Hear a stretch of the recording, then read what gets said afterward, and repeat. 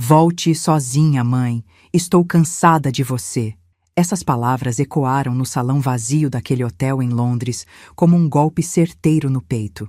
Meu nome é Beatriz, tenho 64 anos, e esta é a história de como uma mãe abandonada em terra estrangeira ensinou a filha ingrata a lição mais cara que o dinheiro pode comprar.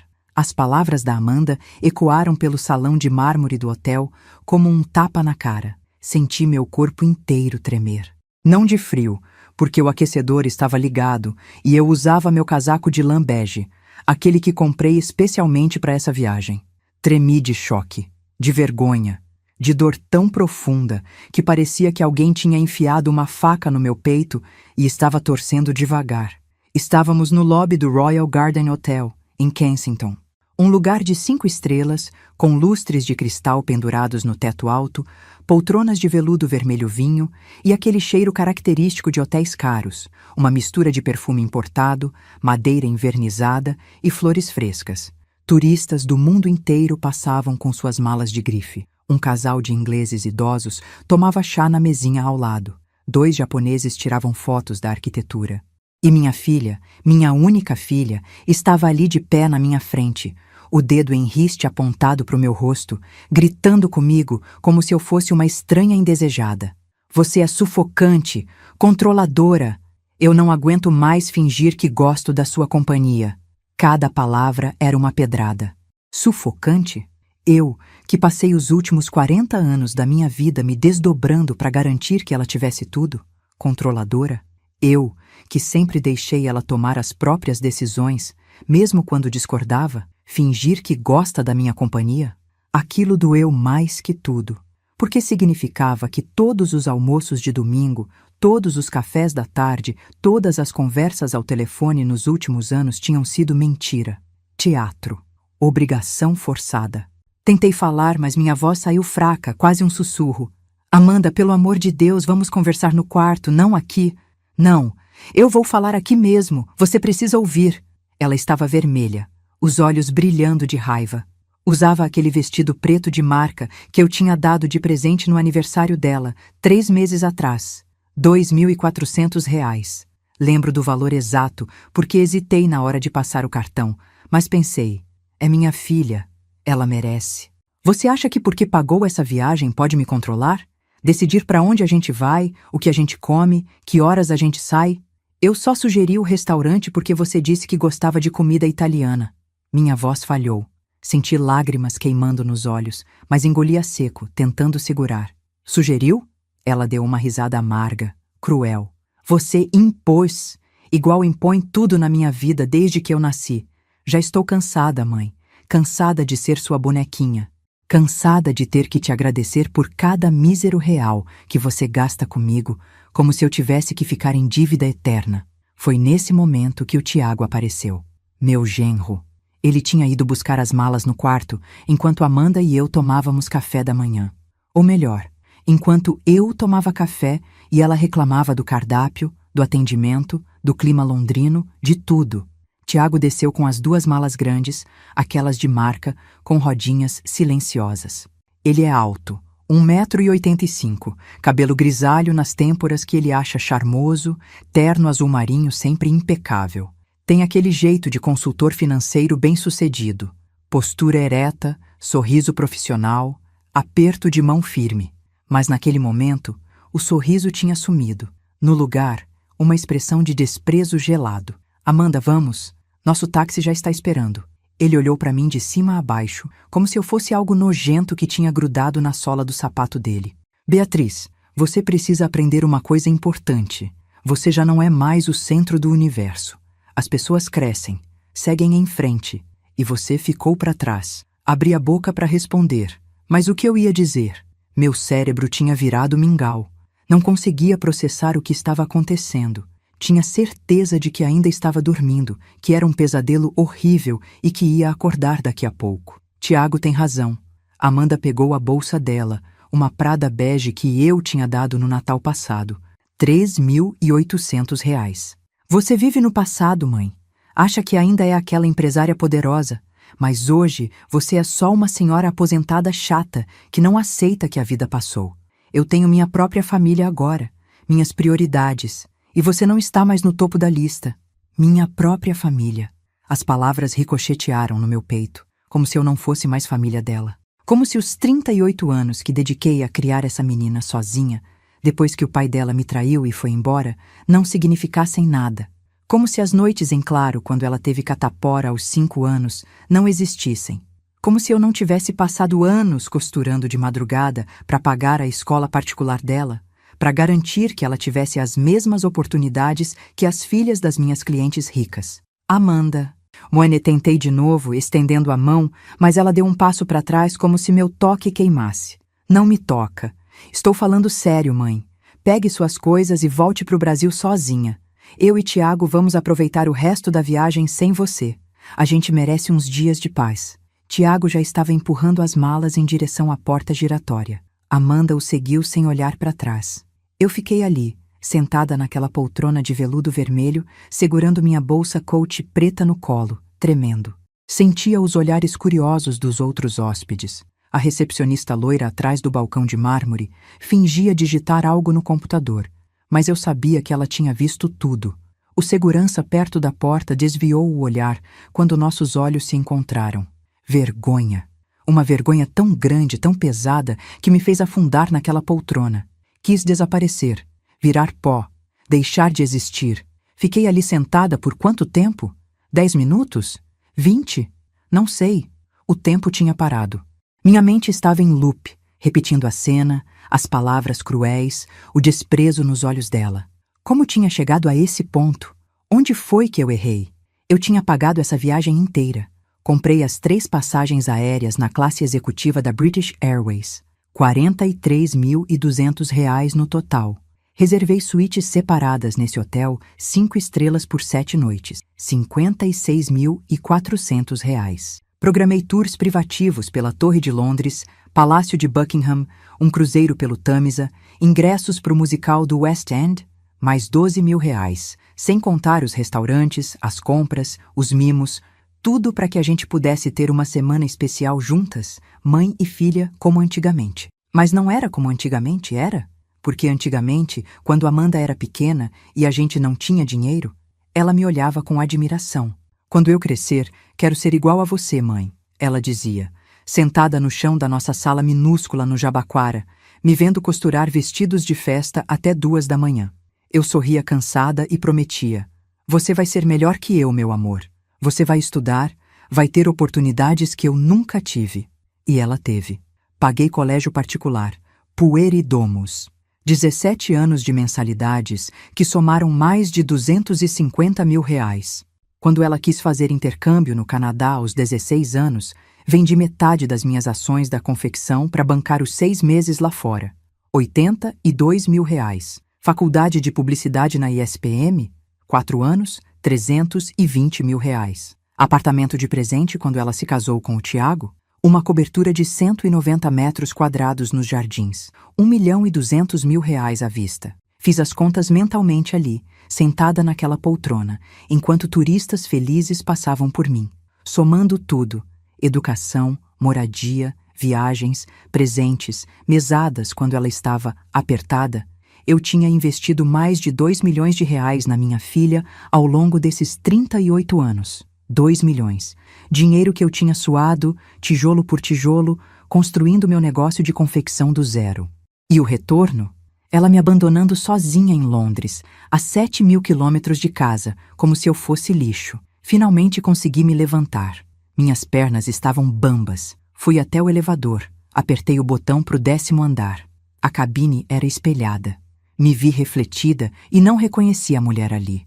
64 anos, cabelo grisalho bem cortado, R$ 260 no Jacques Janine, antes da viagem. Roupa elegante, mas conservadora. Maquiagem leve, bolsa cara, sapatos de couro legítimo. Por fora, eu parecia uma senhora de classe média alta, viajando pela Europa. Por dentro, eu era uma mendiga esmolando o amor da própria filha. Entrei no meu quarto. Suíte deluxe com vista para o Hyde Park, cama king size com lençóis de 1000 fios, banheiro de mármore com banheira vitoriana, varanda privativa, 840 libras por noite, R$ 8.200 por noite. Eu ia ficar ali sozinha por mais 4 noites, porque meu voo de volta só era na sexta-feira. Sentei na beirada da cama e, pela primeira vez em muito tempo, chorei. Chorei alto, sem segurar, soluçando como criança. Lembrei de quando a Amanda nasceu, minúscula, 3 quilos e 200 gramas, com aquele cheiro de bebê recém-nascido. O marido tinha me abandonado grávida de 6 meses porque tinha engravidado a secretária dele. Fiquei sozinha, costureira autônoma, grávida, sem família para me apoiar porque meus pais tinham morrido num acidente de carro 3 anos antes. Mas olhei para aquele rostinho vermelho da Amanda na maternidade e prometi: você nunca vai passar pelo que eu passei, nunca vai faltar nada para você. E cumpri. Trabalhei que nem condenada. Montei minha confecção aos poucos. Comecei sozinha, costurando na sala de casa, depois aluguei uma salinha comercial no Brás, contratei 2 costureiras, depois 5, depois 15. Em 10 anos, eu tinha uma fábrica de médio porte produzindo vestidos de festa para lojas de todo o Brasil. Virava noites trabalhando, mas via a Amanda crescer bem vestida, bem alimentada, estudando em boas escolas. Será que foi isso? Será que eu dei tudo tão fácil que ela nunca aprendeu o valor de nada? Meu celular tocou. Era a Clarice, minha melhor amiga e ex-sócia. A gente tinha vendido a confecção juntas há 5 anos e se aposentado. Atendi com a voz embargada. Bia, que voz é essa? Aconteceu alguma coisa? E aí desabei. Contei tudo entre soluços. A discussão, as palavras cruéis, o abandono. Clarice ficou em silêncio por uns segundos que pareceram eternos. Depois, com aquela voz firme dela, disse: Beatriz Maria da Silva, escuta bem o que vou te falar. Você construiu um império do zero. Virou noites costurando quando eu e você dividíamos aquele quartinho no Brás. Criou essa menina sozinha depois que aquele desgraçado do Marcelo te deixou. Pagou escola particular top, intercâmbio no Canadá, faculdade particular caríssima, casamento com buffet de 30 mil reais no Maxud Plaza, apartamento de 1.200.000 nos Jardins. E ela te trata como lixo? Bia, chega. Chega de ser capacho. Mas, Clá, ela é minha filha. E você é a mãe dela. Mãe que merece respeito. Olha, você tem 2 caminhos. Ou volta para São Paulo de cabeça baixa, pedindo desculpas por existir, e deixa essa ingrata e o pilantra do marido dela continuarem te sugando. Ou você levanta essa cabeça, lembra quem você é e mostra para eles que dignidade não se negocia. Clarice tinha razão. Eu sabia que ela tinha razão. Mas meu coração de mãe insistia em encontrar desculpas. Amanda estava estressada com o trabalho, Tiago estava influenciando ela negativamente, era só uma fase. Bia, para de inventar desculpa para quem não merece. Dorme. Amanhã você pensa melhor. Mas promete uma coisa para mim. Não volta rastejando. Promete. Eu prometo. Menti. Porque naquele momento, tudo que eu queria era que minha filha me ligasse, pedisse desculpas, dissesse que tinha exagerado. Mas ela não ligou. Passei a tarde inteira no quarto, olhando o teto em choque. Desci para jantar no restaurante do hotel só porque não tinha comido nada desde o café da manhã e estava tonta de fome. Pedi um filé com batatas e um vinho tinto. A comida não tinha gosto. Mastiguei mecanicamente, engoli, paguei a conta absurda de 85 libras e voltei para o quarto. À noite, deitada na cama gigante daquele quarto caríssimo, eu me sentia a pessoa mais sozinha do mundo. A 7.000 quilômetros de casa. Abandonada pela única família que me restava. E sabe o que foi pior? No fundo, uma parte de mim achava que eu merecia, que eu tinha falhado como mãe, que devia ter sido mais presente ou menos presente, ou mais rígida ou mais flexível. Sempre a culpa. Sempre a gente se culpando. Mas naquela noite, deitada no escuro, com o barulho baixo do trânsito londrino entrando pela janela entreaberta, algo começou a mudar dentro de mim. Uma sensação estranha. Não era mais só dor, era raiva. Acordei no dia seguinte com os olhos inchados e uma dor de cabeça latejante. O despertador do celular tocou às 7 da manhã. Tinha colocado alarme porque a gente, eu, Amanda e Tiago, íamos fazer um tour pela Torre de Londres às 9. Nosso guia particular, que eu tinha contratado e pago adiantado, 200 libras, já devia estar nos esperando no lobby.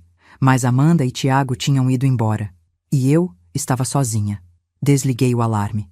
Fiquei deitada olhando o teto branco, tentando processar a realidade. Ontem tinha acontecido mesmo? Ou era um pesadelo? Peguei o celular. Nenhuma mensagem da Amanda. Nenhuma ligação. Nada. Abri o WhatsApp. A última mensagem dela para mim era de anteontem. Mãe, amanhã o café da manhã é às 8h. Não se atrase. Como se eu fosse o problema. Como se eu fosse atrasada. Eu, que sempre fui pontual a vida inteira, que acordava às 5 da manhã para abrir a confecção, que nunca deixei ninguém esperando. Tentei ligar para ela. Chamou até cair na caixa postal. Liguei de novo. Mesma coisa. Mandei mensagem.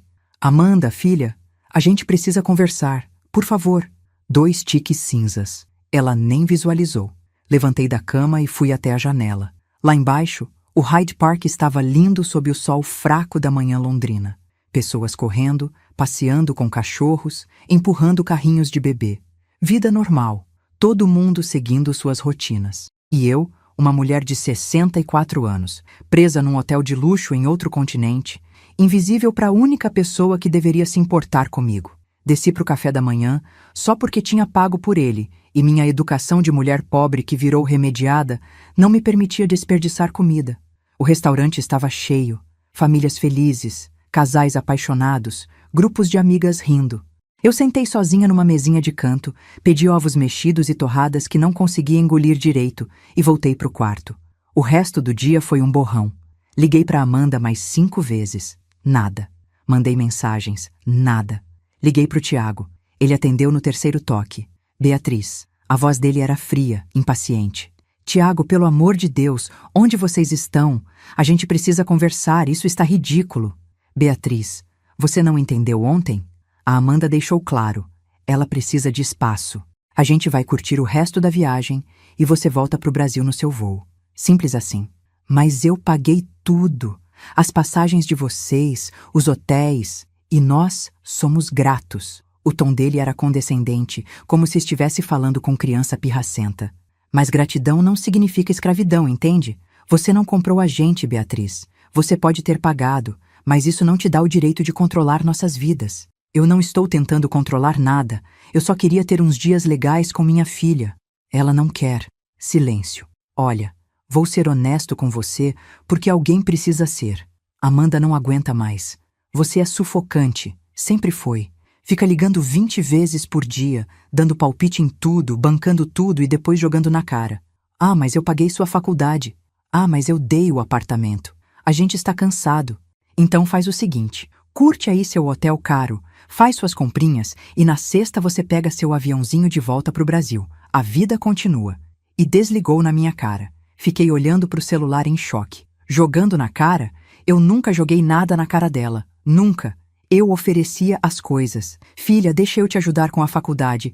Filha, aceita esse apartamento de presente de casamento. Ela nunca pediu porque eu sempre dei antes que ela precisasse pedir. Isso era sufocante? Comecei a revirar as memórias, procurando provas de que eu não era essa pessoa horrível que eles estavam pintando. Lembrei do aniversário de 15 anos dela, festa enorme no buffet, Espaço Florença, 200 convidados, DJ, decoração personalizada, vestido sob medida que eu mesma costurei. Ela ficou feliz? Ou eu forcei? Na época achei que sim, mas e se... Lembrei de quando ela estava no 3º ano da faculdade e começou a namorar o Tiago. Eu não gostei dele desde o começo. Achei arrogante, interesseiro, mas nunca proibi. Só comentei uma vez. Filha, esse rapaz é certo pra você? Ele parece meio... calculista. Ela brigou comigo. Mãe, você nunca aprova ninguém. Você quer que eu fique sozinha pra sempre? E eu recuei. Pedi desculpas. Disse que estava errada, que ele parecia ótimo. Fui na formatura dele, no casamento. Fingi gostar. Isso era controlar? Minha cabeça doía. Fui até o banheiro, abri a torneira da pia, joguei água fria no rosto. A mulher refletida no espelho era patética. Rosto inchado de tanto chorar, olhos vermelhos, cabelo bagunçado, 64 anos de idade, sozinha, abandonada. Pensei em ligar para o Dr. Augusto, meu contador e gestor financeiro. Ele cuidava das minhas finanças desde que vendi a confecção, mas era sábado em Londres, sexta-feira à noite no Brasil. Ele não ia atender. Passei o resto do dia no quarto. Nem almocei, nem jantei. Só fiquei deitada, olhando TV britânica que eu não entendia direito, chorando em intervalos. Às 7 da noite, meu celular tocou. Coração acelerou. Amanda? Não, era a Clarice. E aí, melhorou? Ela não me ligou, Clá, nem mandou mensagem, nada, porque ela é uma ingrata mal agradecida criada às custas do seu suor. Não fala assim dela. Bia, para de defender quem não te defende. Olha, fiquei pensando aqui. Você tem os contatos do Dr. Augusto? Tenho, mas é noite de sexta-feira no Brasil. Segunda de manhã você liga para ele e pede que revise tudo. Tudo mesmo. Procurações que você assinou, contas conjuntas, documentos que a Anamanda tem acesso. Você confia nela? Clarice, ela é minha filha. E daí? Filhos traem também, Bia. Principalmente quando tem maridos interesseiros que nem o Tiago. Faz o que estou mandando. Clarice desligou. Fiquei pensando. Procurações? Eu tinha assinado algumas há uns anos quando Amanda casou. Só para emergências, mãe. Se acontecer algo com você, alguém precisa ter acesso aos seus documentos. Fez sentido na época. Mas agora, domingo foi ainda pior. Acordei de madrugada com ataques de choro. Tipo soluço mesmo, aqueles que cortam a respiração. Fui até a varanda, sentei na cadeirinha de ferro, fiquei olhando Londres acordando lá embaixo. Tinha uma beleza triste naquilo. Uma cidade inteira vivendo suas vidas, indiferente à minha dor microscópica. Pensei em desistir de tudo, voltar para o Brasil, pedir desculpas para Amanda, assinar o que ela quisesse, fazer o que ela mandasse, só para não perder minha filha, só para não ficar sozinha. Porque o que me esperava no Brasil? Um apartamento vazio em Moema, algumas amigas, a Clarice, mas família, só a Amanda. Se eu perdesse ela, acabou. Eu ia morrer sozinha, esquecida, e nem ia ter ninguém para fechar meu caixão. O desespero era físico, tipo uma mão gigante apertando meu peito. Não conseguia respirar direito, taquicardia, suor frio. Achei que estava tendo um infarto. Liguei para a recepção, quase entrando em pânico. Eles mandaram a médica do hotel, uma indiana elegante, Dr. Patel. Ela mediu minha pressão, fez uns testes e disse com sotaque britânico suave: fisicamente, a senhora está bem, mas isso aqui é ansiedade aguda. Precisa conversar com alguém. Tem alguém que pode te apoiar?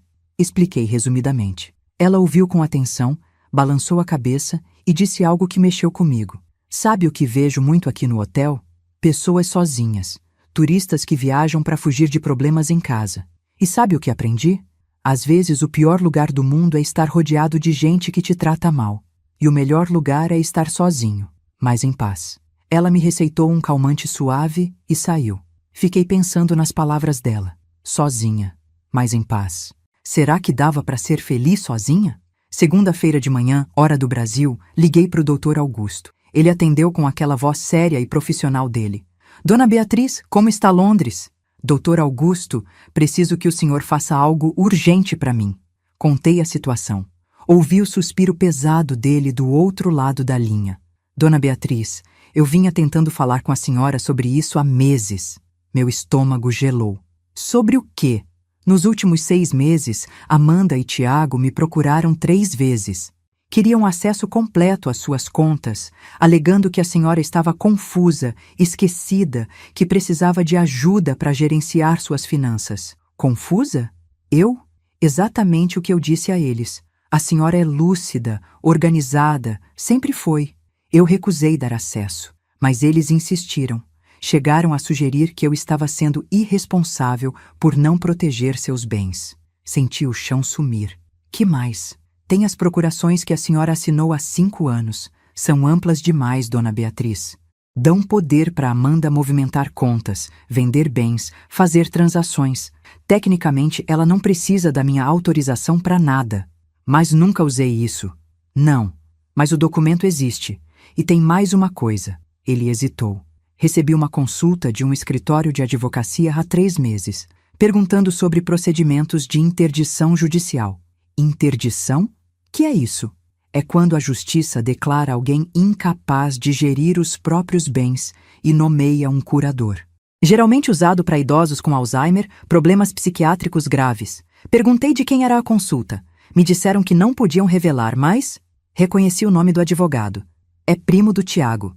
Meu mundo desabou. Eles estavam planejando me internar judicialmente, me declarar louca. Pra quê? Pra pegar meu dinheiro, meus bens, tudo. E eu, como idiota, tinha pagado uma viagem de mais de 100 mil reais para eles. Doutor Augusto, o que eu faço? Primeiro, cancela essas procurações imediatamente. Segundo, eu vou revisar todas as suas contas, extratos dos últimos 2 anos e enviar para a senhora. Terceiro, procura um advogado bom de família quando voltar.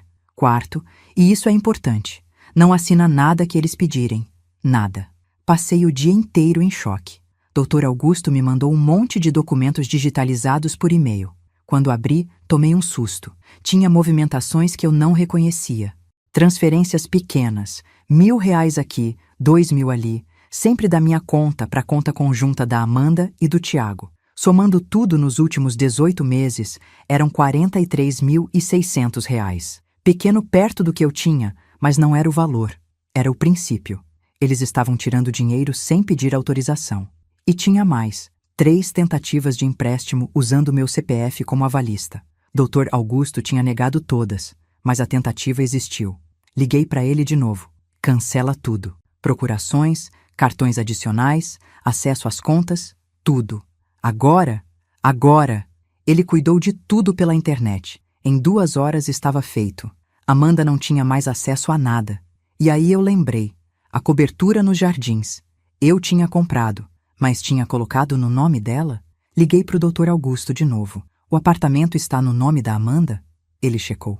Não, está no seu nome ainda. A senhora disse que ia doar formalmente, mas nunca assinou a escritura definitiva. Juridicamente, o imóvel é seu. Ela só mora lá por comodato verbal. Por comodato verbal. Ou seja, eu podia tirar ela de lá quando quisesse. Algo mudou dentro de mim naquele momento. Não era mais dor. Não era mais desespero. Era uma frieza calculada, como se um interruptor tivesse sido desligado no meu peito. A mãe amorosa, aquela que fazia tudo para agradar, que se anulava, que pedia desculpas por existir, saiu de férias. E entrou no lugar uma mulher que eu nem sabia que existia dentro de mim. Uma mulher que não ia mais aceitar ser tratada como capacho. Dr. Augusto, vou precisar que o senhor faça mais algumas coisas para mim. Passei a terça-feira inteira organizando tudo. Liguei para a doutora Helena, uma advogada especializada em direito de família que a Clarice conhecia. Expliquei a situação. Ela ouviu tudo e disse: Beatriz, vou ser direta. Você tem um caso sólido. Tentativa de manipulação financeira, transferências não autorizadas, consulta sobre interdição fraudulenta. Isso pode dar processo. Mas antes de ir para a guerra, você precisa decidir. Quer justiça ou quer sua filha de volta? Quero respeito. Então vamos conseguir. Ela me instruiu passo a passo. Reunir provas, documentar tudo, gravar conversas se possível. E principalmente, não confrontar ainda. Deixar eles acharem que estão ganhando. Na quarta-feira, desci para o café da manhã e vi o Thomas, o concierge do hotel. Ele é um rapaz de uns 35 anos, filho de mãe brasileira e pai inglês. Sempre foi gentil comigo desde que cheguei. Quando me viu, veio até minha mesa. Madame Beatriz, está tudo bem? Notei que a senhora está sozinha esses dias. Pensei em mentir, dizer que estava tudo ótimo, mas ele tinha um olhar tão sincero que decidi ser honesta. Contei resumidamente. Ele ficou com uma expressão constrangida. Madame, posso ser sincero com a senhora? Por favor.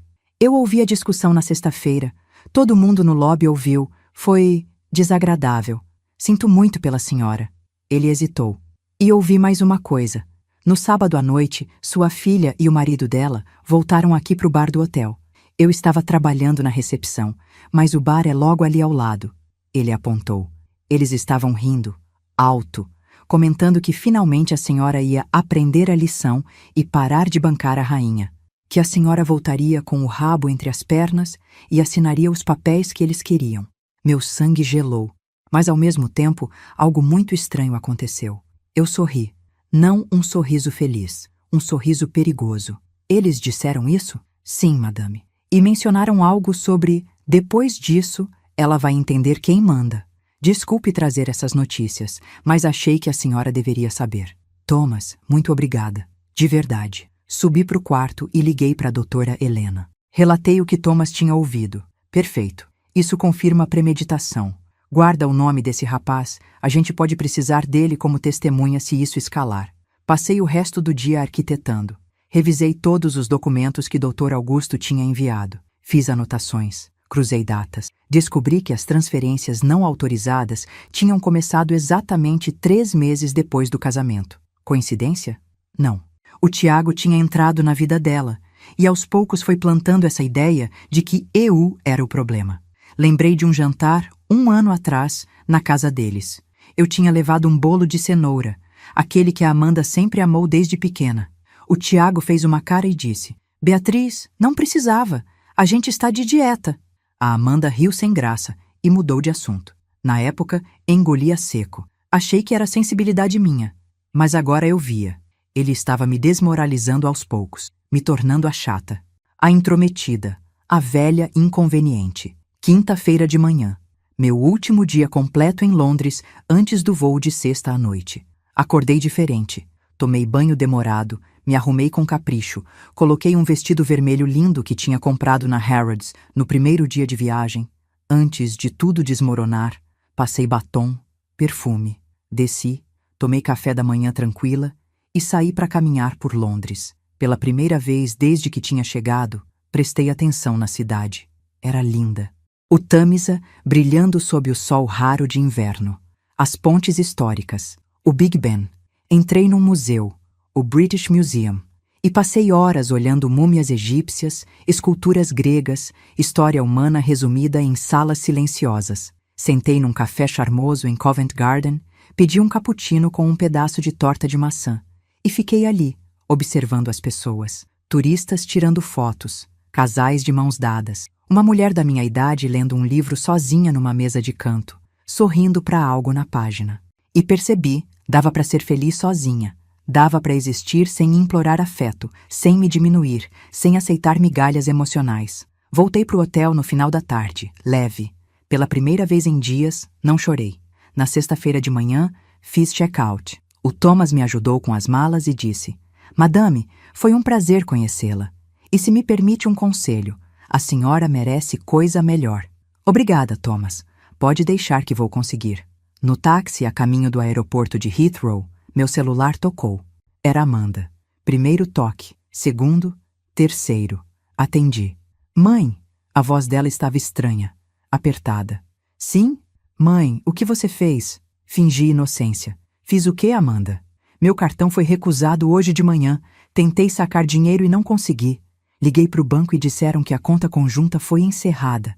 E o condomínio me ligou dizendo que o apartamento não está mais no meu nome. O que você fez? Respirei fundo. Olhei pela janela do táxi. Londres desfilando. Eu ia embora. Eles ficavam. Amanda, o dinheiro sempre foi meu. Você sabe disso. A conta conjunta era para emergências, não para vocês tirarem R$ 43.600 sem me avisar. E o apartamento sempre foi meu. Você morava lá por generosidade. Generosidade que acabou quando você me abandonou sozinha em outro país e riu da minha cara num bar. Silêncio do outro lado. Depois, quem te contou isso? Não importa. Importa que fiquei sabendo. Importa que descobri que vocês consultaram advogado para tentar me interditar judicialmente. Importa que eu acordei, Amanda. E acordei para valer. Ela começou a chorar. Aquele choro falso, forçado, de criança que foi pega fazendo coisa errada. Mãe, foi um mal-entendido. A gente estava estressado com a viagem. Eu te amo. Você sabe disso? Você me ama? Engraçado, porque você gritou na minha cara na sexta-feira que estava cansada de fingir que gostava da minha companhia. Eu estava nervosa. Falei sem pensar. Não, Amanda, você falou exatamente o que sentia. E sabe de uma coisa? Eu aceito. Você não gosta de mim. Tudo bem, mas não vai mais me usar. Tiago tomou o telefone dela. Beatriz, vamos resolver isso como adultos. A gente pode conversar quando você voltar. Adultos? Minha voz saiu gelada. Adultos não abandonam idosos em outros países. Adultos não roubam dinheiro de contas.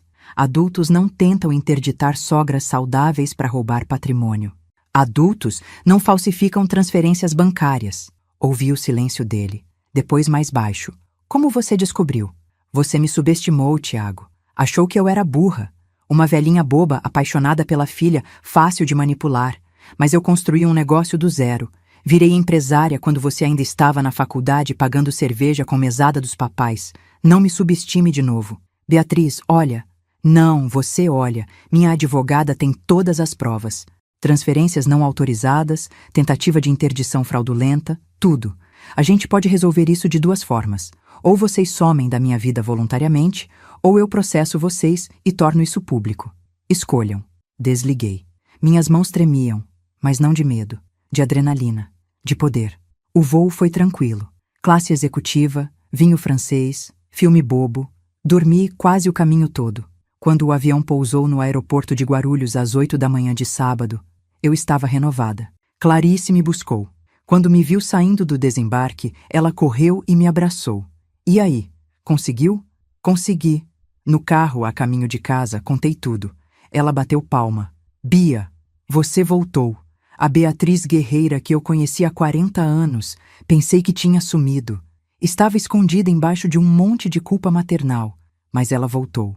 Cheguei no meu apartamento em Moema.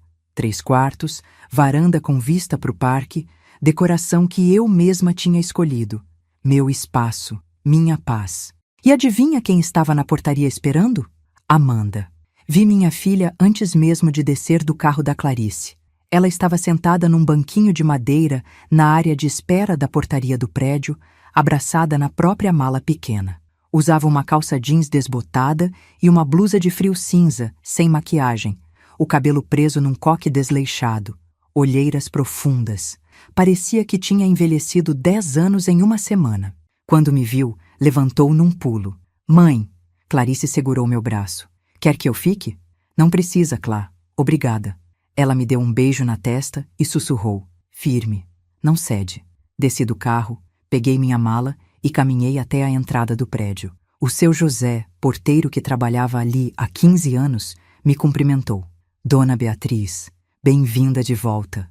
A senhorita Amanda chegou há umas 2 horas. Disse que ia esperar. Tudo bem, seu José. Obrigada. Olhei para Amanda. Ela tinha os olhos vermelhos, obviamente tinha chorado. Deu um passo na minha direção. Mãe, me desculpa. Por favor, me desculpa. Eu errei. Errei muito. Não respondi. Apenas passei por ela, arrastando minha mala até o elevador. Ela me seguiu. Entramos no elevador em silêncio. Eu apertei o botão do 12º andar. Ela ficou ali, de pé do meu lado, respirando pesado, tentando segurar o choro. Quando chegamos no meu apartamento, abri a porta, entrei, deixei a mala na sala. Amanda entrou atrás e fechou a porta. Mãe, eu sei que você está com raiva. Tem todo o direito. Mas por favor, me escuta. Só 5 minutos. Me virei e olhei para ela. De verdade, minha filha. 38 anos. Gerente de marketing numa multinacional. Pós-graduação, apartamento nos Jardins, carro importado, roupas de marca, tudo que eu nunca tive na idade dela. E ali estava ela, com cara de cachorro abandonado, implorando. 5 minutos, eu disse, cruzando os braços. Ela respirou fundo. Mãe, eu fui horrível com você. Falei coisas terríveis. Te abandonei em Londres. E eu não tenho desculpa. Não posso jogar a culpa no Tiago. Não posso dizer que estava estressada. A verdade é que eu fui uma filha ingrata, egoísta e cruel. Fiquei em silêncio, esperando. Eu acho que com o tempo fui perdendo a noção do valor das coisas. Tudo sempre foi fácil demais para mim. Você sempre resolveu tudo. E quando o Tiago começou a falar que eu precisava tomar as rédeas da minha vida, deixar de ser dependente, aquilo fez sentido na minha cabeça, mas do jeito errado. Eu comecei a ver você como o problema, como se você fosse a razão da minha imaturidade. E não era. Nunca foi. O problema era eu. Ela limpou as lágrimas com as costas da mão. Quando você cortou o meu acesso às suas contas, quando descobri que o apartamento não era meu, eu entrei em pânico. Mas não porque perdi o dinheiro. Foi porque percebi que tinha perdido você. E você vale mais que qualquer apartamento, qualquer conta bancária. Eu fui burra, mãe. Muito burra. Sentei no sofá. Ela ficou de pé, esperando minha reação. Amanda, comecei, com voz calma, mas firme. Você me humilhou publicamente, na frente de dezenas de pessoas. Me abandonou sozinha num país estrangeiro. Riu da minha cara num bar dizendo que eu ia voltar com o rabo entre as pernas. Sacou R$ 43.600 da minha conta sem autorização. E o pior, vocês consultaram um advogado para tentar me interditar judicialmente, me declarar louca, incapaz, só para pegar meu dinheiro. Ela empalideceu. Como você? Quem te contou? Isso não importa. Importa que é verdade. Mãe, aquilo foi ideia do Tiago. Eu juro. Ele disse que era só uma consulta, que a gente precisava proteger seu patrimônio caso você ficasse senil no futuro. Eu achei estranho, mas ele me convenceu que era normal, que famílias responsáveis faziam isso. E você acreditou. Eu fui idiota, eu sei. Eu levantei a mão pedindo silêncio. Ela parou de falar. Amanda, você tem 38 anos. É adulta, formada, inteligente. Não pode jogar a culpa no marido para sempre. Você fez escolhas, escolhas horríveis. E escolhas têm consequências. Eu sei, e estou disposta a enfrentar as consequências. Só não quero perder você, mãe. Você é a única família que eu tenho de verdade. Suspirei. Uma parte de mim, a mãe que passou 38 anos cuidando dessa menina, queria abraçar ela, dizer que estava tudo bem, que a gente superava isso juntas. Mas a outra parte, a mulher que tinha acabado de descobrir a própria espinha dorsal em Londres, sabia que perdoar fácil demais era perigoso. Onde está o Tiago? Não sei. E não me importo. Eu mandei ele embora. Embora para onde? Vocês moram juntos. Morávamos, no apartamento que era seu, que agora voltou a ser oficialmente seu. Ele saiu ontem, pegou as coisas dele e foi para casa da mãe. Vocês brigaram? Brigamos. Quando você desligou aquele telefone no sábado, eu confrontei ele.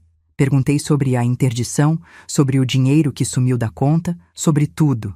Ele tentou me convencer que era pro nosso bem, que você estava perdendo a cabeça, que a gente tinha direito ao seu patrimônio porque você não ia levar pro caixão mesmo. Eu fiquei enjoada, mãe. Enjoada de mim por ter acreditado nele. Enjoada dele por ter me manipulado. Terminei o casamento ali mesmo. Fiquei surpresa. Não esperava isso. Você terminou? Terminei. Falei que queria divórcio. Ele riu.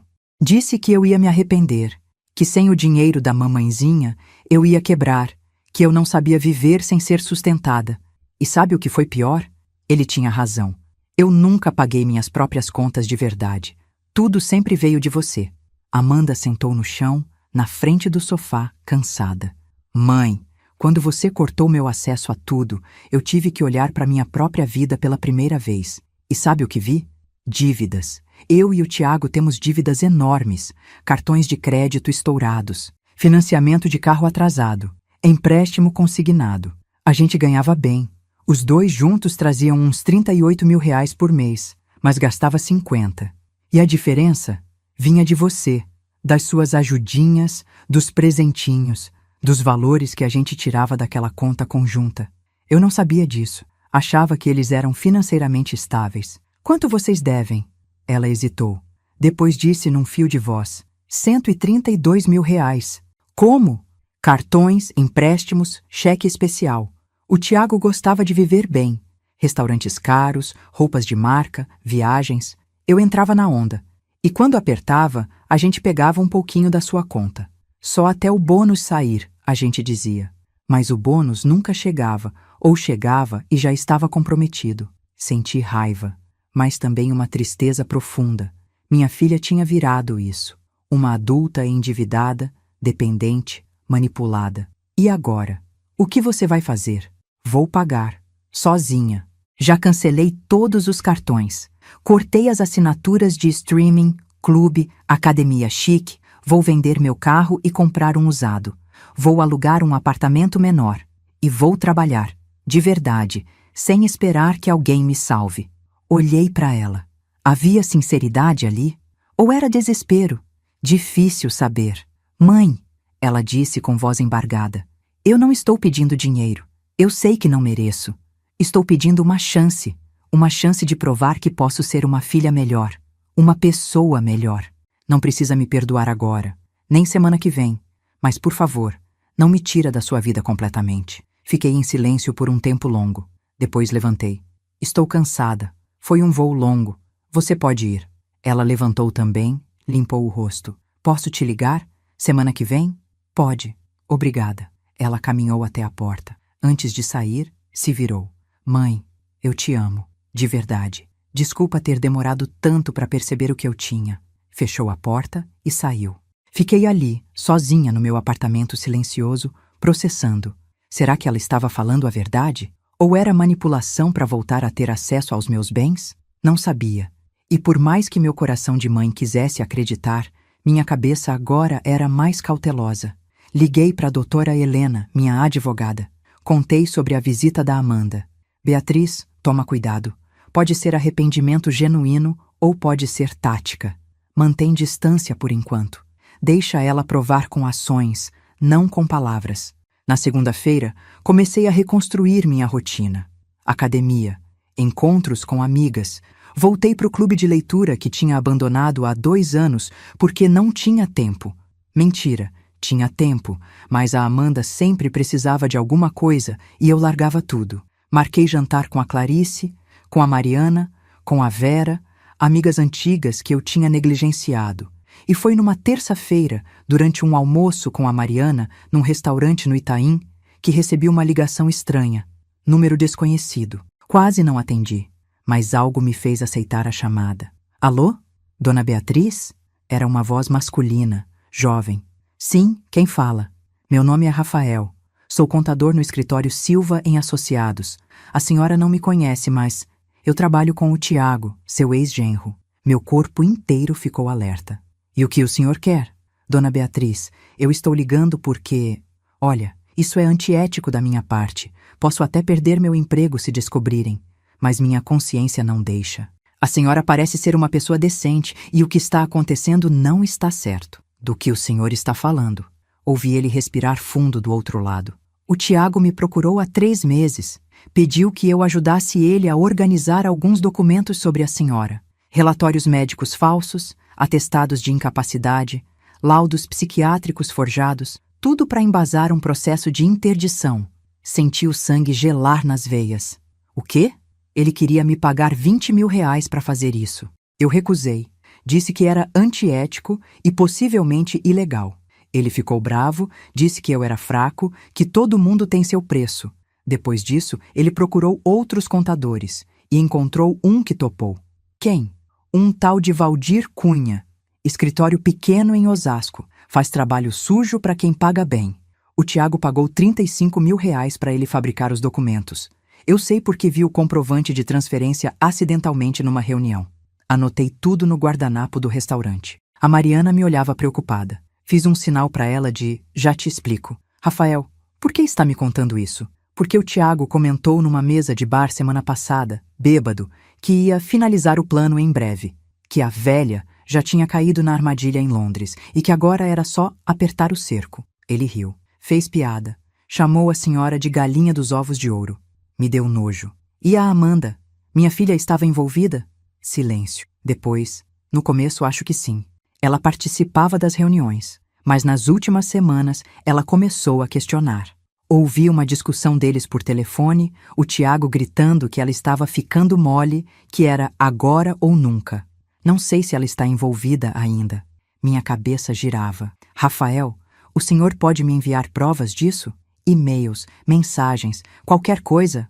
Posso. Tenho prints de conversas do grupo de WhatsApp que o Tiago criou com o Valdir e mais 2 pessoas. Vou mandar para o seu e-mail. Qual é? Passei meu e-mail. Ele disse que enviaria ainda hoje e desligou. Olhei para Mariana. Ela estava boquiaberta. Bia, que foi isso? Contei. Ela ficou indignada. Mas que desgraçado! Beatriz, você precisa agir rápido. Se ele entrar com esse processo de interdição, usando documentos falsos, pode te dar uma dor de cabeça enorme. Mesmo que você prove depois que é falso, o estrago já está feito. Liguei imediatamente para a doutora Helena. Relatei a ligação do Rafael. Ela ouviu tudo e disse: Beatriz, isso é tentativa de fraude processual. É gravíssimo. Assim que você receber os documentos, me encaminha. Vamos preparar uma representação ao Ministério Público e um processo de dano moral contra ele. E vamos também pedir uma medida protetiva para impedir que ele se aproxime de você. À tarde, Rafael enviou os documentos. Quando abri, foi pior do que imaginava. Um grupo de WhatsApp chamado Projeto B. Projeto Beatriz, presumi. Participantes: Tiago, Valdir, o contador corrupto, um tal de Dr. Henrique, psiquiatra, e alguém chamado apenas Júnior. As mensagens eram chocantes. Tiago: pessoal, a velha está em Londres. É agora ou nunca. Valdir, os laudos estão prontos? Valdir, prontos, atestando demência senil avançada, incapacidade de gerir patrimônio, necessidade de curador imediato. Dr. Henrique. Os laudos psiquiátricos estão assinados. Óbvio que nunca examinei a senhora, mas em papel está tudo certinho. 3 consultas fictícias, diagnóstico progressivo. Júnior. Mano, tu tens certeza que isso vai dar certo? E se investigarem? Tiago. Não vão investigar. Processo de interdição é rápido. Juiz homologa, eu viro o curador dela, transfiro tudo para meu nome e problema resolvido. A Amanda ainda está em cima do muro, mas quando vira o dinheiro pingando, ela esquece os escrúpulos. Valdir. E o pagamento? Você falou 35k? Cadê? Tiago. Calma. Assim que eu tiver acesso às contas da velha, pago vocês em dobro. 70k para cada. Ela tem quase 4 milhões em aplicações. É mixaria para ela. 4 milhões. Ele sabia exatamente quanto eu tinha. Como? A Amanda tinha contado? Ou ele tinha fuçado em documentos na minha casa? Continuei lendo. Tinha mais. Tiago. A gente deixa ela em Londres sozinha. Ela volta humilhada, assina o que eu pedir. Se não assinar, a gente entra com a interdição mesmo. Win-win. Doutor. Henrique. E se ela contestar? Pedir contraprova? Tiago. Ela tem 64 anos. Quem o juiz vai acreditar? Numa velha confusa ou em laudos médicos assinados? Meu estômago revirou. Esse homem tinha planejado me destruir. E quase conseguiu. Encaminhei tudo para a doutora Helena. Ela respondeu em minutos. Beatriz, isso aqui é mais do que suficiente. Vamos entrar com representação contra os 4. O Tiago vai responder por tentativa de fraude, estelionato, uso de documento falso. Os outros, cumplicidade. Isso dá cadeia. E a Amanda, pelo que está aqui, ela estava sabendo, mas se afastou. Não dá para processar ela por isso, mas você pode confrontá-la. Sentei no sofá, lendo e relendo as mensagens. Minha filha sabia. Talvez não de tudo, talvez não dos detalhes, mas sabia que algo errado estava acontecendo. E foi cúmplice por omissão. Senti uma dor profunda, diferente da dor de Londres. Aquela era choque, humilhação. Essa era traição pura. Minha própria filha tinha me vendido. Peguei o telefone. Disquei o número da Amanda. Ela atendeu no segundo toque. Mãe? Oi, estava pensando em você. Posso ir aí tomar um café amanhã? Amanda, preciso falar com você. Agora. Vem aqui. Tudo bem? Você está estranha? Vem. Desliguei. 1 hora depois, ela tocou a campainha. Abri a porta. Ela entrou sorrindo, carregando uma sacola. Trouxe aquele pão de queijo da padaria que você adora. Senta. O sorriso morreu no rosto dela. Mãe, o que foi? Peguei meu notebook, abri o e-mail com os prints e virei a tela para ela. Lê. Ela começou a ler. Vi o rosto dela mudar de cor, do rosado pro branco, depois pro verde. Mãe, Você sabia. Não, quer dizer, O Tiago falou que era só uma precaução. Ele disse que a gente precisava proteger seu patrimônio caso você ficasse doente. Eu não sabia que eram documentos falsos. Eu juro. Amanda, você é advogada de formação. Estudou direito antes de fazer publicidade. Você sabe que não se faz laudo psiquiátrico sem examinar a pessoa. Você sabe que isso é fraude. Ela começou a chorar. Eu fui burra, mãe. Eu quis acreditar nele porque era mais fácil. Era mais fácil achar que você estava ficando senil do que admitir que a gente estava errado, que a gente estava te usando. Você deixou ele me chamar de velha, de galinha dos ovos de ouro. Eu não sabia dessas mensagens, ela gritou. Quando descobri que ele tinha ido atrás de documentos falsos, semana passada, eu terminei o casamento. Por isso, porque percebi que tinha ido longe demais. Você descobriu só semana passada? Ou descobriu e fingiu que não viu até eu cortar seu acesso ao dinheiro? Ela ficou em silêncio. Resposta suficiente. Amanda, sai daqui. Mãe, me perdoa. Eu errei muito, mas eu te amo. Amor não é isso. Minha voz saiu num grito que me surpreendeu. Amor não é deixar teu marido forjar documentos para internar tua mãe como louca.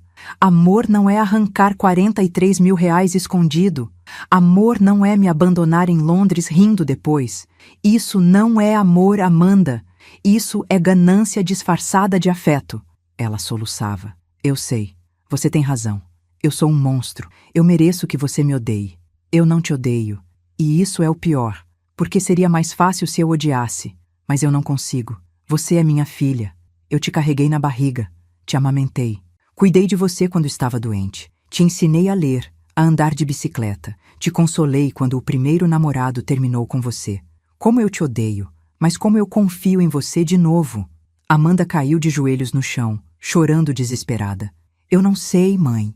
Não sei. Só sei que vou passar o resto da minha vida tentando consertar isso. Trabalhando, provando, sendo a filha que você merece. Olhei para ela ali, destruída, e uma parte de mim teve pena. Mas a outra parte, a parte que tinha acabado de descobrir a própria força, sabia que pena não era o mesmo que reconciliação. Amanda, levanta. Pega suas coisas e vai.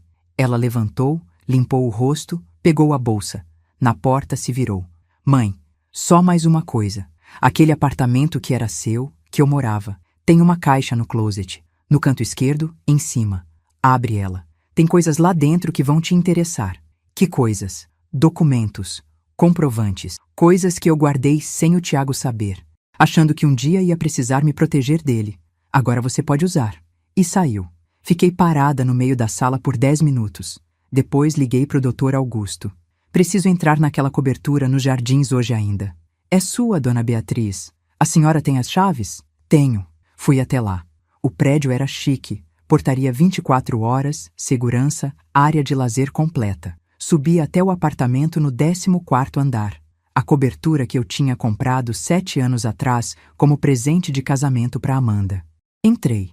O lugar estava uma bagunça. Roupas jogadas, louça suja na pia, cama desfeita. A Amanda claramente tinha saído às pressas depois que eu bloqueei tudo. Fui até o closet. Era enorme, planejado, cheio de roupas de marca. No canto esquerdo, em cima, tinha uma caixa de papelão simples, meio amassada. Peguei.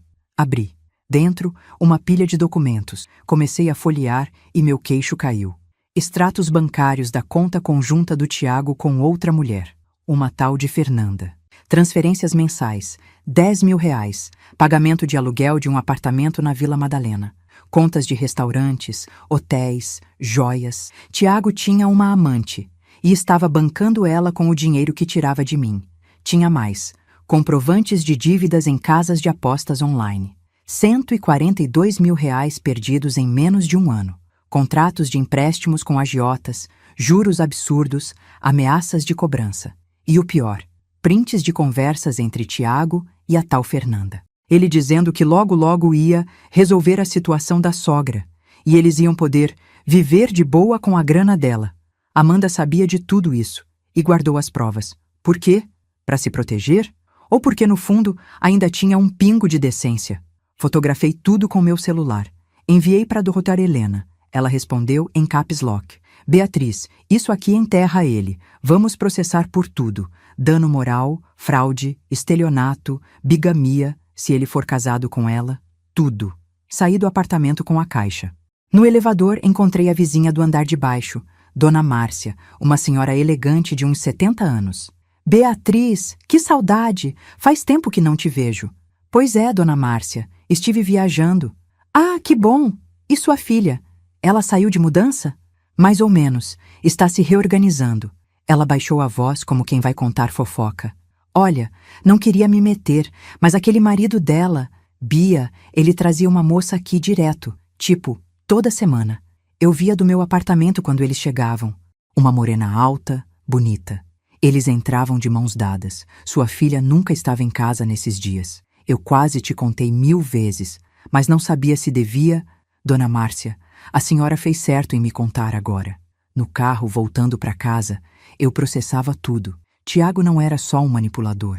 Era um parasita completo. Usava meu dinheiro para bancar amante, pagar dívidas de jogo, viver vida dupla. E ainda tinha a audácia de tentar me internar como louca para roubar tudo. Cheguei em casa e liguei para Amanda. Você sabia da Fernanda? Silêncio. Depois. Sabia. Descobri há 4 meses. Achei as mensagens no celular dele. Confrontei. Ele disse que ia terminar com ela.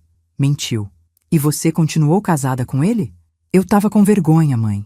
Vergonha de admitir que tinha errado, que você tinha razão desde o começo sobre ele. Vergonha de voltar atrás.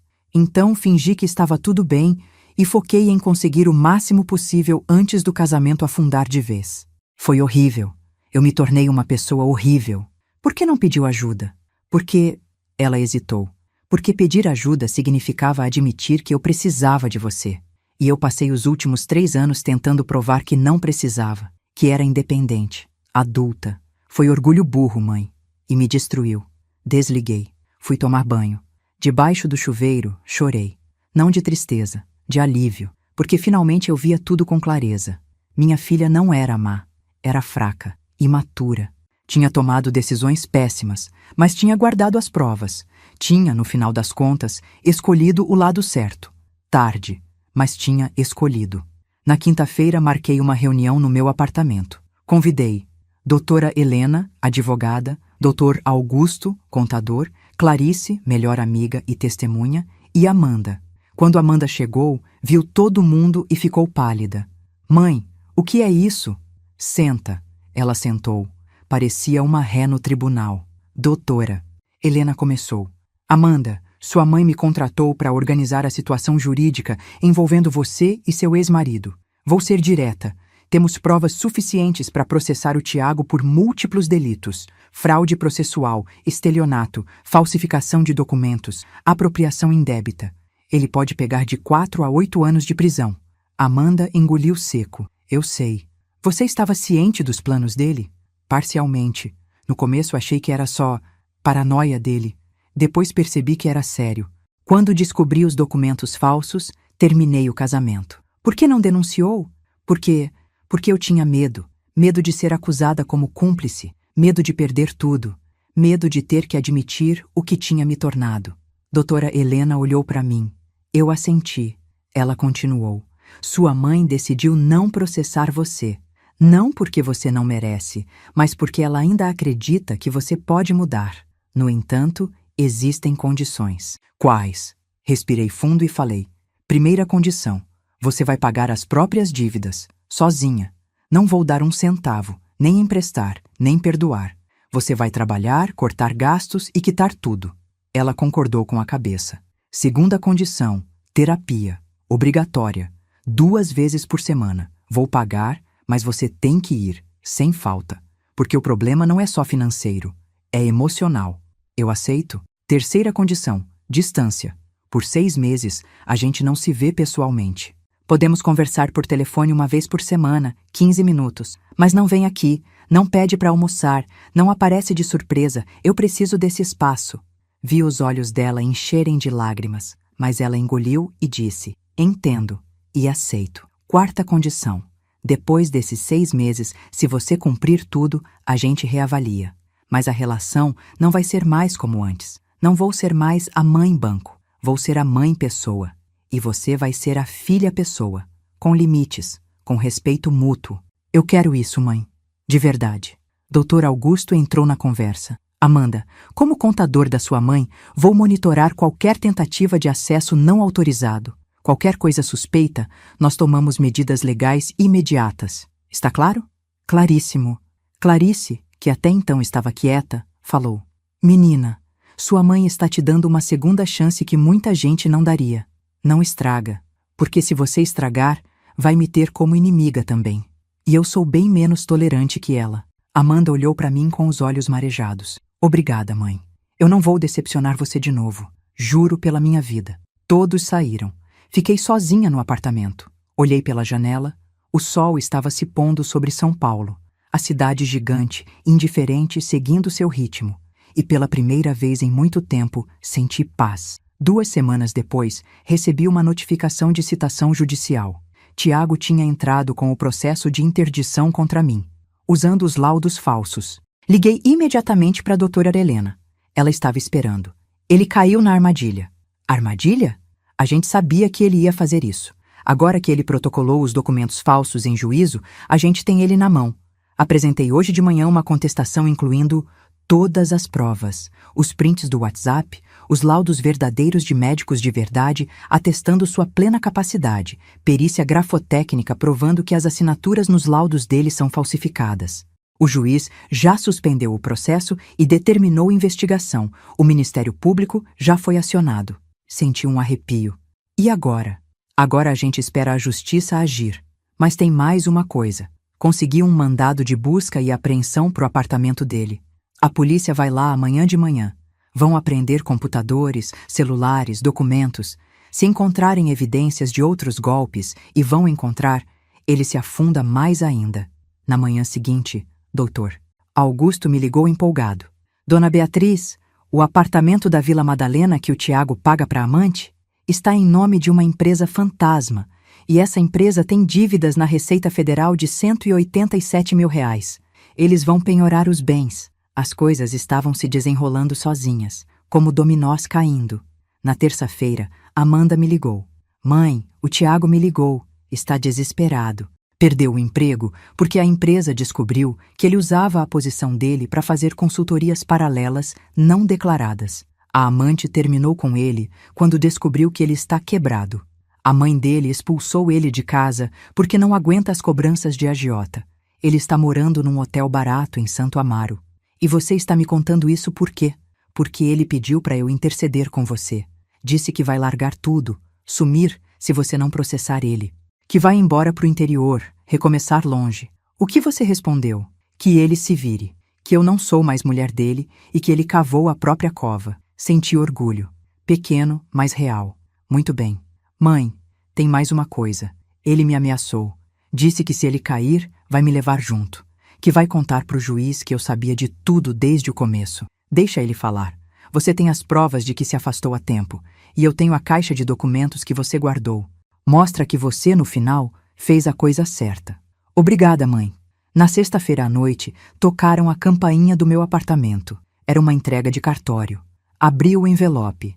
Intimação para audiência de conciliação no processo que o Tiago tinha aberto. Só que agora não era mais processo de interdição. Era processo de fraude processual contra ele. Doutora Helena me ligou. Beatriz, a audiência é semana que vem. Você precisa ir. Vai ser rápido, só para formalizar as acusações. Depois disso, ele provavelmente vai ser preso preventivamente até o julgamento. Ele vai estar lá? Vai, com o advogado dele, mas sem chances de ganhar.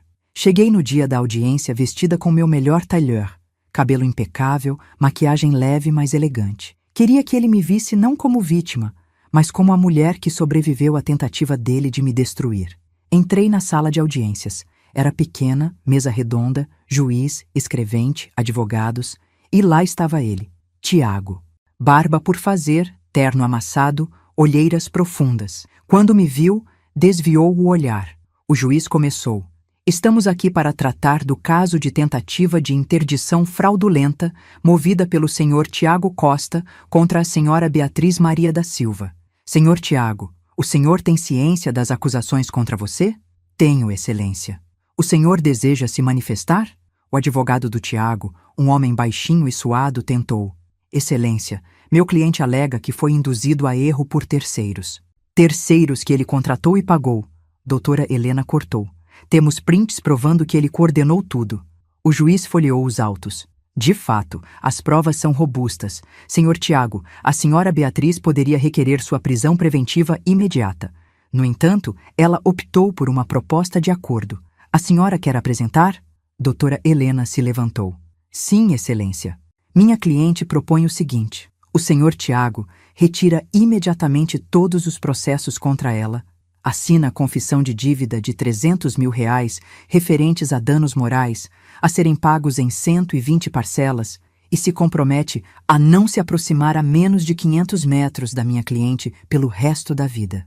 Em troca, ela não representará criminalmente contra ele pelos delitos de fraude e estelionato, permitindo apenas a continuidade da investigação do Ministério Público sobre os demais envolvidos. Tiago olhou para o advogado dele. Sussurraram. Depois ele disse, voz fraca, eu aceito. Excelente. O juiz bateu o martelo. Acordo homologado. Senhor Tiago, se descumprir qualquer cláusula, a senhora Beatriz pode acionar a prisão civil e as ações criminais voltam automaticamente. Está ciente? Estou. Então estamos encerrados. Levantei e saí da sala. Tiago tentou falar comigo no corredor. Beatriz, eu... Me virei e olhei nos olhos dele. Não se aproxime de mim. Nunca mais. Ele recuou. Entrou no elevador diferente do meu. No estacionamento, Clarice me esperava encostada no carro. E aí? Como foi? Acabou. Ele assinou tudo. Você é uma leoa, Bia. Sempre foi. Fomos almoçar num restaurante que a gente amava, o Dalva e Dito, perto da minha casa. Pedimos feijoada, caipirinha, conversamos sobre coisas leves, sobre a viagem que a gente ia fazer mês que vem, só nós duas, para Porto de Galinhas, sobre o novo projeto dela de consultoria de moda, sobre a vida. No meio do almoço, meu celular tocou. Era Amanda. Mãe, o Tiago me ligou. Disse que você ganhou, que ele perdeu tudo. Ele estava chorando. E nada. Só queria te contar e dizer que estou orgulhosa de você. Você é mais forte que qualquer pessoa que eu conheço. Desliguei e sorri. Um sorriso verdadeiro. 2 semanas depois, Amanda me mandou uma mensagem. Mãe, consegui um apartamento pequeno em Pinheiros. Kitnet, mas é meu. Aluguei com meu dinheiro. Consegui vender meu carro e comprar um usado. Estou indo para a 2ª semana de terapia. Está sendo difícil, mas necessário. Respondi. Orgulhosa de você. Passou 1 mês. Ela ligava toda sexta à noite, nossos 15 minutos, conversas ainda meio travadas, mas genuínas. Ela contava sobre o trabalho, sobre como estava aprendendo a cozinhar, macarrão queimado, mas é um começo, sobre as descobertas na terapia. E eu contava sobre minhas aulas de dança de salão, sobre o grupo de voluntariado que tinha entrado, levava comida para moradores de rua todo sábado, sobre o curso de francês online que comecei. Passou 2 meses, 3, 4. No 5º mês, ela me mandou uma foto. A geladeira dela, cheia de comida. Legenda. Primeira compra do mês feita totalmente com meu dinheiro. Sem dívidas, sem cartão de crédito, só débito. Respondi com emoji de coração. No 6º mês, dia marcado, toquei a campainha do apartamento dela em Pinheiros. Era um prédio simples, mas bem localizado. Ela abriu a porta e pela primeira vez em meio ano, nos abraçamos. O apartamento era minúsculo, 15 metros quadrados no máximo. Cama de solteiro, mesinha pequena, uma banqueta, fogão de 2 bocas. Mas estava limpo, organizado, cheirando a café fresco. Bem-vinda ao meu reino, ela brincou nervosa. Está lindo. Está honesto, ela corrigiu. É o que eu posso pagar com meu salário depois de separar a parte das dívidas, mas é meu. Sentamos na mesinha. Ela serviu café, pão de queijo que tinha feito, de mistura de pacote, mas ficou bom. Conversamos, de verdade, sem máscaras. Mãe, na terapia descobri uma coisa sobre mim. Eu sempre tive medo de não ser suficiente. Tipo, filha boa o suficiente, inteligente o suficiente, bem-sucedida o suficiente. E quanto mais você me dava, mais eu sentia que era porque você achava que eu não dava conta sozinha. Ficou um ciclo vicioso. Eu pedia, você dava, eu me sentia fraca, pedia mais. Nunca foi sobre você ser fraca, Amanda. Eu sei disso agora. Era sobre você ser generosa. Mas eu distorci tudo na minha cabeça, e o Tiago alimentou essa distorção. Me convenceu de que você me infantilizava, que eu precisava me libertar. No fim, só me afundei mais. Segurei a mão dela por cima da mesa. E agora? Como você se sente? Cansada, ela riu. Pagar conta é chato. Acordar cedo todo dia é chato. Cozinhar é chato. Mas eu me sinto real. Tipo, pela primeira vez na vida, quando olho no espelho, reconheço a pessoa que tá ali. Não é a filhinha da mamãe, não é a esposa troféu, não é a gerente bem-sucedida. É só a Amanda. E tá tudo bem. 6 meses viraram 1 ano. Amanda manteve todas as promessas. Terapia religiosamente. Dívidas quitadas, ainda faltavam algumas, mas ela estava pagando. Trabalho sério. E nossa relação se reconstruiu. Diferente, mais saudável. A gente almoçava junto 1 vez por mês, sempre em lugares simples. Ela fazia questão de pagar metade da conta. Questão de princípio, mãe. Eu deixava. Quanto ao Tiago, a justiça seguiu seu curso. O Ministério Público processou ele, Valdir, Dr. Henrique e Júnior. Todos foram condenados. Tiago pegou 5 anos em regime semiaberto por fraude processual, falsificação de documento e estelionato. Valdir e Dr. Henrique, 4 anos cada. Júnior, por ser menor participação, prestação de serviços comunitários. Tiago nunca pagou a indenização de R$300 mil. Não tinha dinheiro, mas já era esperado. Eu não fiz por dinheiro. Fiz por dignidade. 1 ano e meio depois de Londres, recebi um convite inesperado. Thomas, o concierge do hotel, me mandou uma mensagem no LinkedIn. Madame Beatriz, estou indo ao Brasil em férias. Adoraria tomar um café se a senhora tiver disponibilidade. Marcamos. Ele veio a São Paulo, nos encontramos no MASP. Conversamos sobre a vida, sobre Londres, sobre tudo. Ele contou que tinha pedido demissão do hotel e agora trabalhava numa ONG que ajudava imigrantes. Aquele dia em que conversei com a senhora me fez pensar. Queria fazer algo que importasse de verdade. Às vezes, os piores momentos nos levam para os melhores caminhos, eu disse. E a senhora? Está bem? Estou ótima, livre, forte, feliz. 2 anos depois de Londres, numa manhã de sábado, tocaram a campainha do meu apartamento. Era Amanda, mas não estava sozinha. Tinha uma moça com ela, de uns 30 e poucos anos, morena, sorriso largo. Mãe, essa é a Júlia, minha namorada. Levei uns segundos para processar. Namorada? Amanda riu, nervosa. É, surpresa, né? Para mim também foi. Depois do divórcio, na terapia, descobri coisas sobre mim. E uma delas é que eu gosto de mulheres. Sempre gostei.